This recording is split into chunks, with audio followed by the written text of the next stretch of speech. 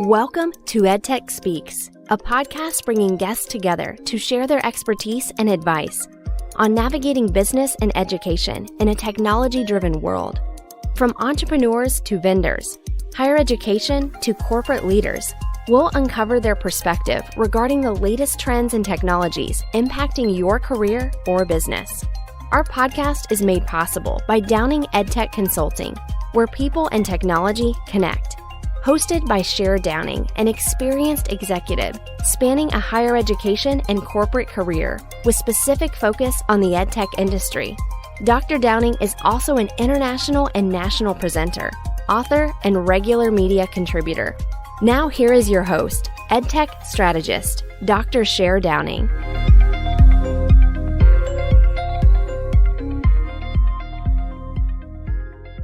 Hi, everyone. Welcome to EdTech Speaks, a podcast where we bring guests to share their expertise and advice on navigating business and education in a technology-driven world. Our goal is to provide you with options for products, services, and knowledge that can help benefit you or your business. I'm your host, Cher Downing, and I want to introduce today's guest, Ross Young. Hi, Ross. Welcome to the show. Hi, Cher. Thank you for having me.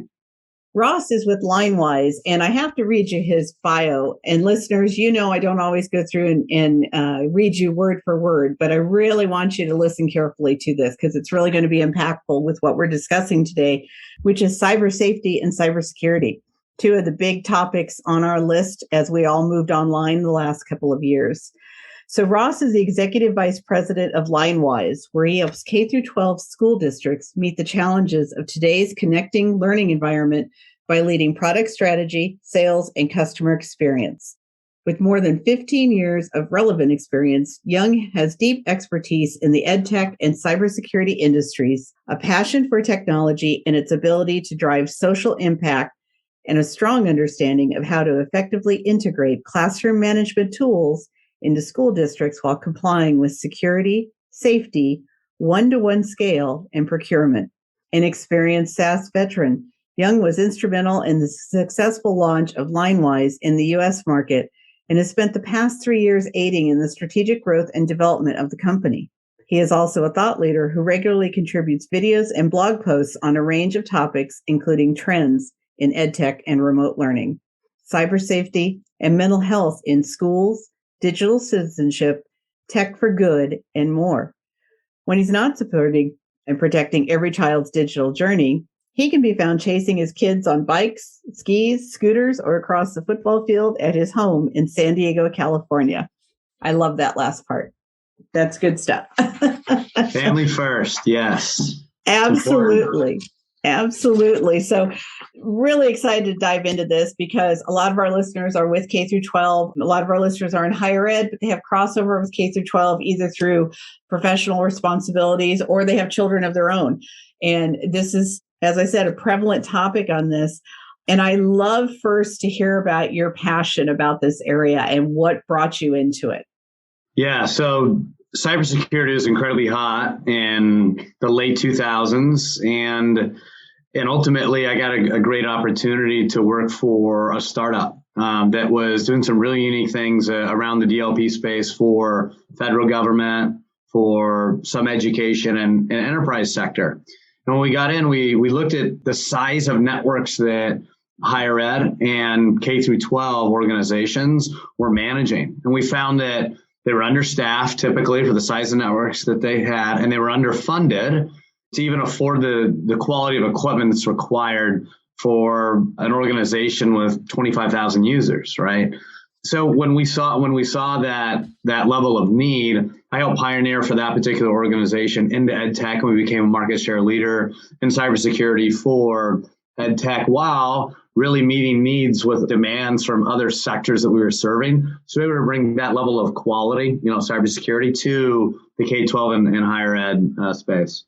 That's wonderful because it's something that we've struggled with. And you're absolutely right. We're always incredibly underfunded and understaffed and underknowledged because IT has had a long history of when you hire new people, they're the best of the best and they're at the top of their game.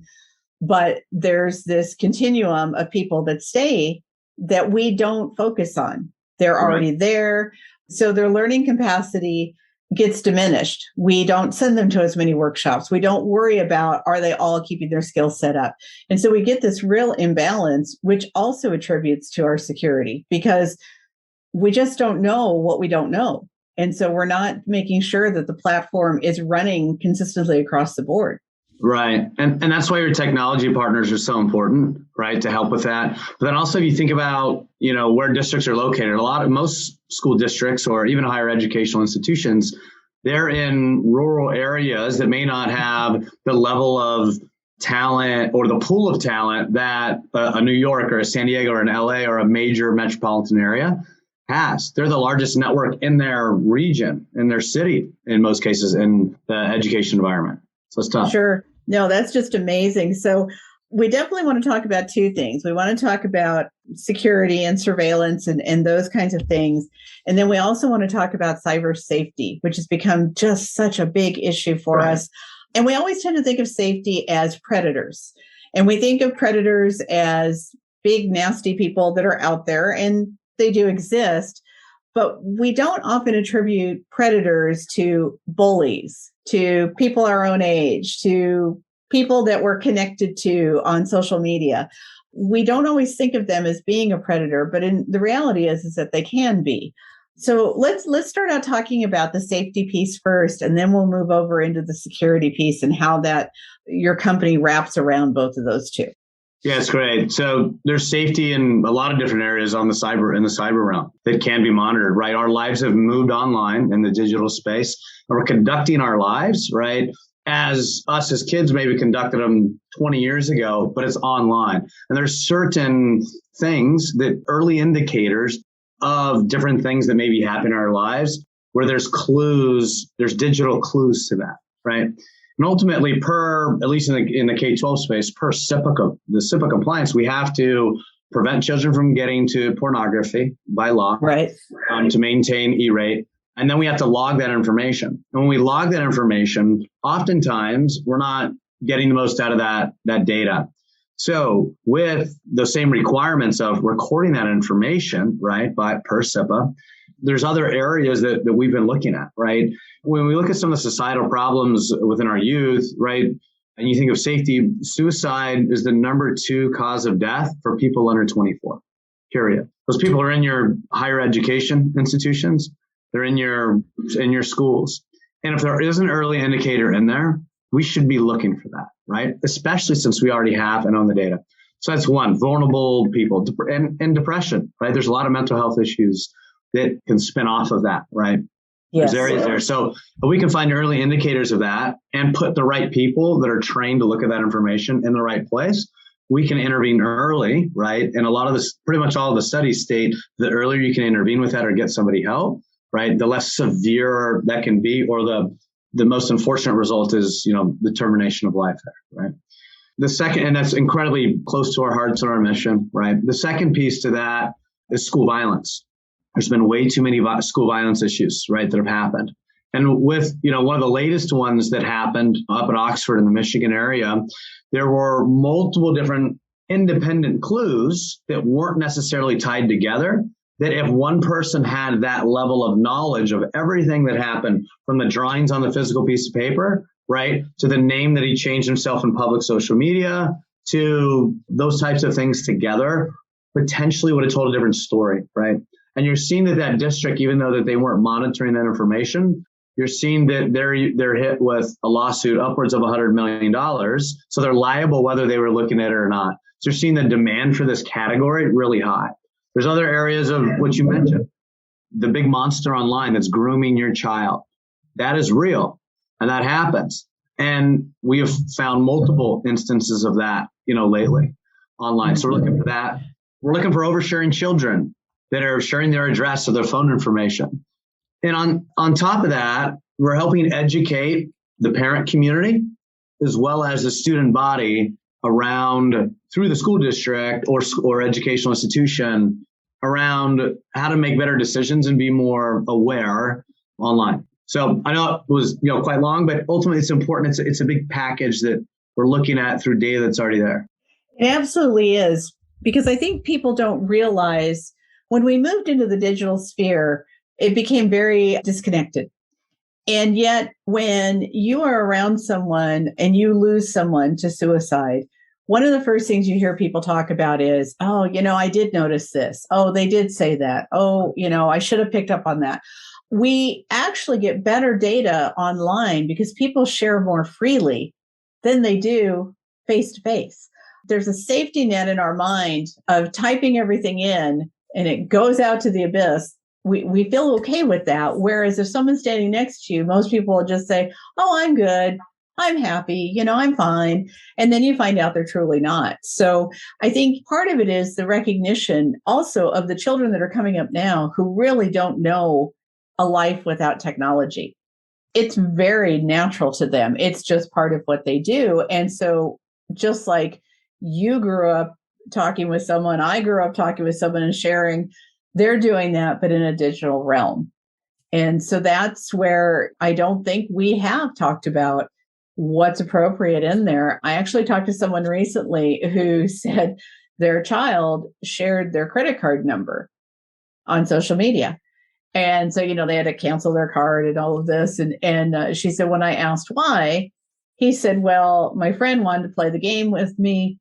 You have to buy it. His mom wasn't home. He said, well, my mom lets me put my game on her credit card. Here you go. And types all the information in. And she said, we had to sit down and have a long conversation about, one, we don't want to, start paying for everybody else to play. But two, here's what can happen. She said, he really just didn't, all he was thinking was his friend was going to see it. He didn't think about all the other people that would see it. It's a very siloed vision. We think we're talking one-on-one to someone, but we're in a group setting. Right. And what's online is forever also. Yes. Right. So glad the parent had the opportunity to have a sit down there with their child, but not every parent, if you think about a single mom working a lot of hours, right, and their child is online, even with the device that the school gave them, there's conversations that need to be had. So there's a lot of partnership that needs to happen with school organizations and educating students and parents in the digital realm. Absolutely. And I think, the part about your group stepping in and working with these folks, because schools are overwhelmed right now.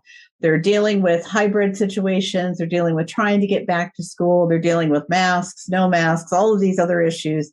Kids are struggling just to get back in an atmosphere. I kind of think of it as when you have the summer off. When you go back to school, the first couple of weeks are kind of weird because you're kind of on a new schedule. Things are different.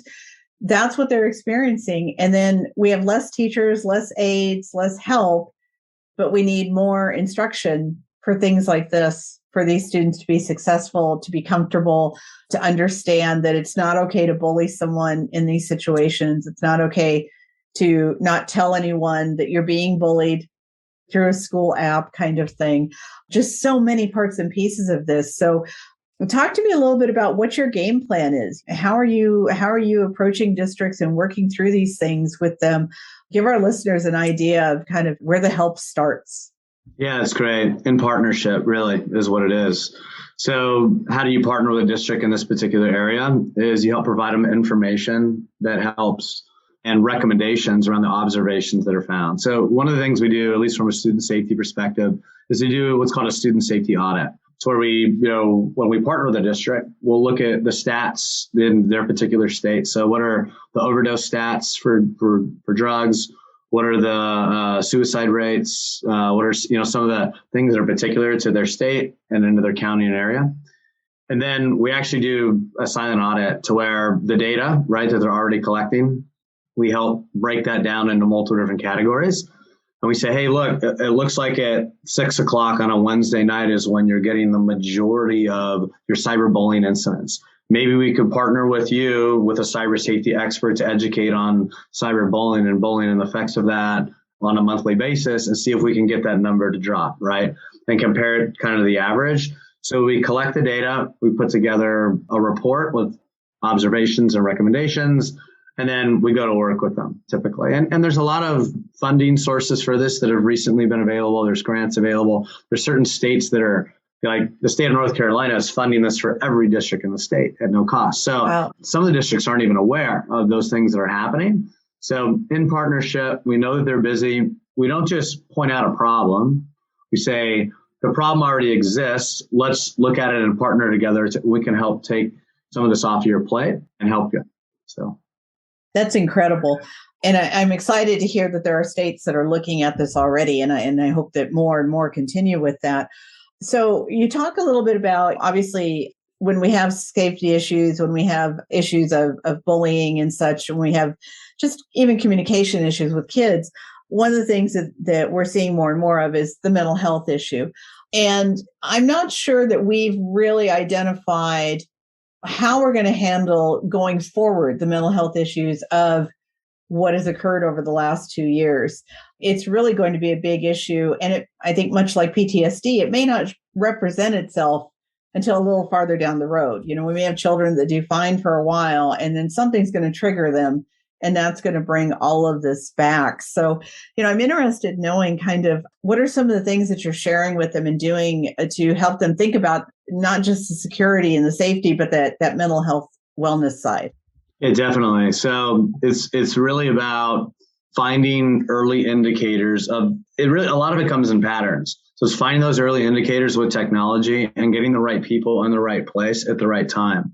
So you're seeing a lot of districts partner with actual mental health counseling facilities. You're seeing technologies out there that really empower counselors and principals to be able to recommend care providers for what they're seeing.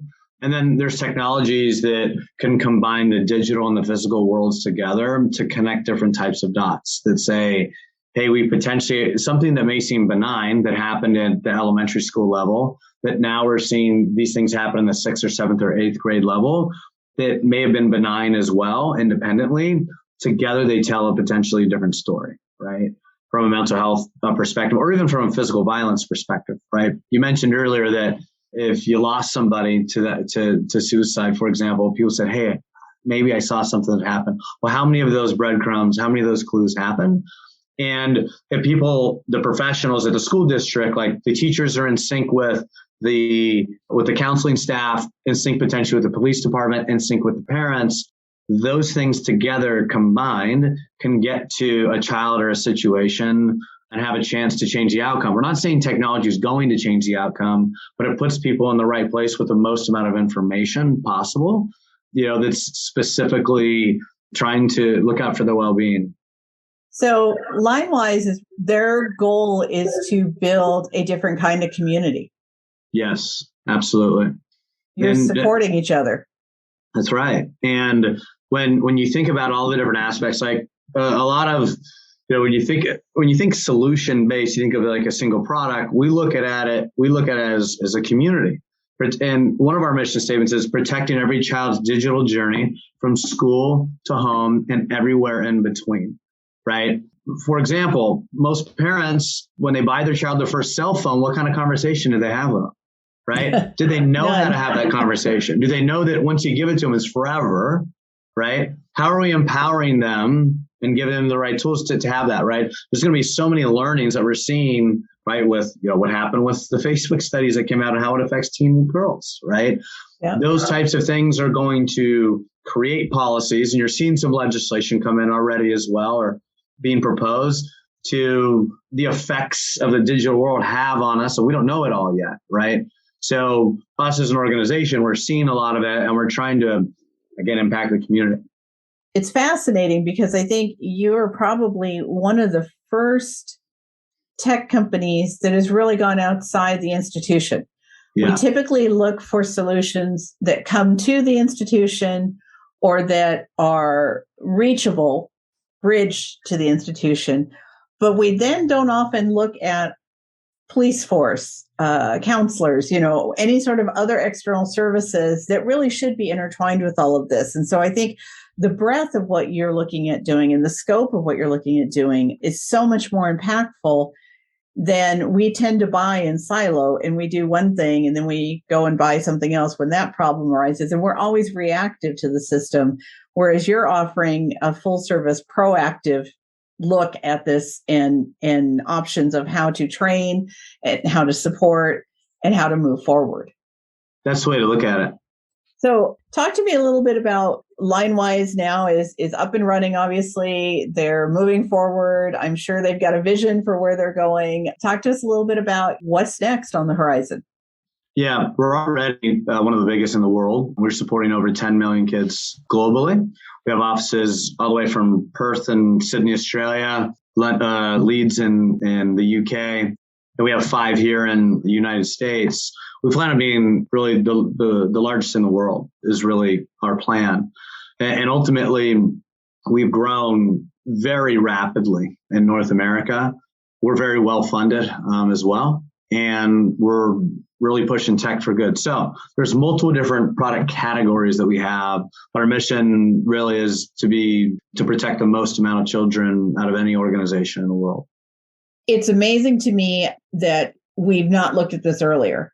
Even when technology first came out, granted, smaller populace had access to technology, but it's so necessary and so needed. And the other thing that I wanted to ask you about was when you talk about that space between home and school, what are the types of things that you're seeing, kind of what are some of the trends that you're seeing when kids are online, but they're not really home under parental supervision. They're not really in school where, someone's dictating they need to be in an LMS or a CMS or, they're in the school portal. Kind of what are some of the things that you're seeing out there? Yeah, it's not all doom and gloom, kind of like we've been talking about a little bit, right? Yeah. The vast majority of our children their innocence is still very protected and is still intact, if you will. And they're doing their homework, right? They're watching YouTube video to YouTube video to YouTube video a lot of times, right? Some of them can go down an interesting path, right? But for the most part, they're focused. They want to be online and talking to their friends, right? But ultimately, we are seeing some of those things accidentally go off the track. We're seeing some of those things accidentally look at some videos that may not be appropriate for their age level, right? And you're seeing that spin into additional things across multiple different, sites. And you're looking at the algorithms that are out there are designed to take them down specific paths. So you're seeing some of that go a little bit off track from time to time. But that's where the technology, right, and can provide information to the leaders of in the tech organization to set policies to make sure that their innocence does stay intact and they are focused on the things they need to be focused on. And I know you talked a little bit about informing the parents. Where do you see that kind of situation going? Because now we're starting to get parents who also only grew up with technology. But what will be the shift there for people in terms of what they need to learn? Do you think it'll be different, or do you still think they've come up without that knowledge base? Yeah, I think they have come up with a knowledge base, right? The younger in the school population, right? Those parents did grow up with technology, right? For a lot of them. But ultimately, it's an interesting topic because you're seeing demand from parents around what are kids doing in school? Are you teaching my child on CRT? What are they learning specifically in the class? What are they reading and analyzing every book and whatnot? So parents do have a right to the information if they ultimately want it.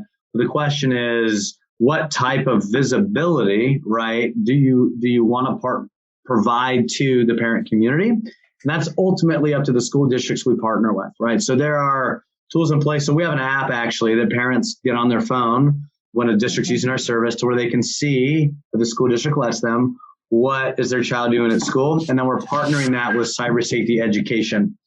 So we're saying, hey, your child searched for a woman with no clothes on. Okay, let's just say that happened. And they're in 6th grade. Okay, we partner with an article and or some videos on how to have that type of discussion with your child. Maybe that's not the school district's position outside of a disciplinary issue, no different than if they brought in a magazine in 1990, right?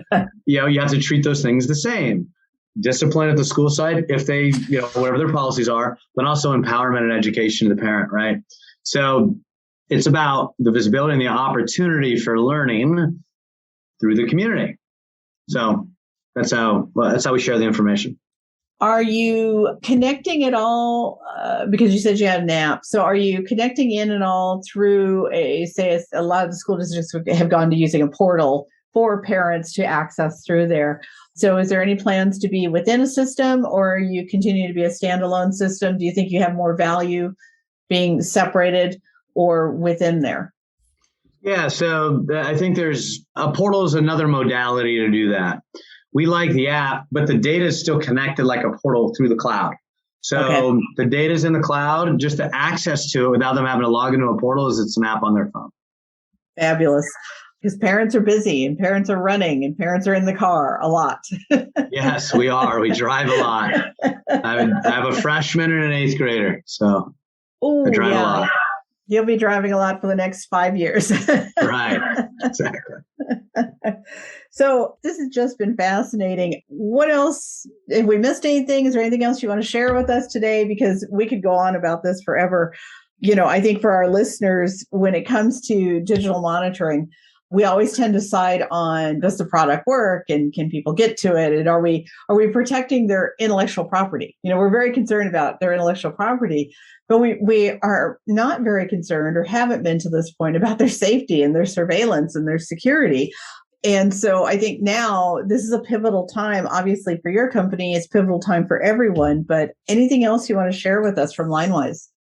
I'll touch on one more topic. I think it's important when you talk about this category. When you say digital monitoring or surveillance, a lot of people's mind go to Big Brother, right? Yes. And from perception, let's face it, if you lead a school district, you're a superintendent, it's political. It is. And that can get in the newspaper and get spun out of control. And you've seen that happen potentially in a couple instances. I think it's important to be on the offense with that. So if you're a district, first of all, the safety of our kids is worth the political demise sometimes of us, right? What is really more important? Our reputation or the safety of the child, right? But you can do both, okay? If you're proactive with it. So it's important, like us, for example, when we partner with a district, we help them communicate to the parent community about what's going on. Press information if they're asked about it, right? How are we doing it? Due diligence that they've done on the vendor to say, hey, are you interfering with the gender identity of that child and outing them to their parents, etc. There's those types of questions that happen, but instead of letting those be the pink elephant in the room, address those up front and have the conversations with your staff and be prepared for those types of things when you've done your due diligence the right way. So it can be done the right way when you're proactive about it, and we have discussions like this every day with our partners in schools. That is fantastic, because you did touch upon a couple new areas that school districts are having to deal with. Yeah. Parents are having to deal with, and you combine that, and then there's a whole digital world that has an opinion, and it can be a difficult situation. So I love that you really are bridging all of these areas together. And I hope for school districts that they are thinking about the fact that this kind of partnership can be impactful across the board in their organizations. This is not about IT. When you buy software, it's about IT and it's about one class, maybe two classes. But this is talking about your district, your student body, your teachers. This is supporting them, giving them a tool, helping them to have conversations with parents when parents come in angry over a situation. The level of communication that you guys are putting out there and the ability to understand how these things work together is just so impressive. So impressive. And there's no wonder that you've grown so quickly. And I anticipate we'll even grow more so as we get back next fall, because right now everyone's still kind of surviving this year. But I think they're really going to start to plan big over this summer and really hit hard into next fall to get back to as much normalcy as they can in those classrooms and in supporting their students. Yeah. So this has just been fabulous. If they have questions for you, what's the best way to reach out to you?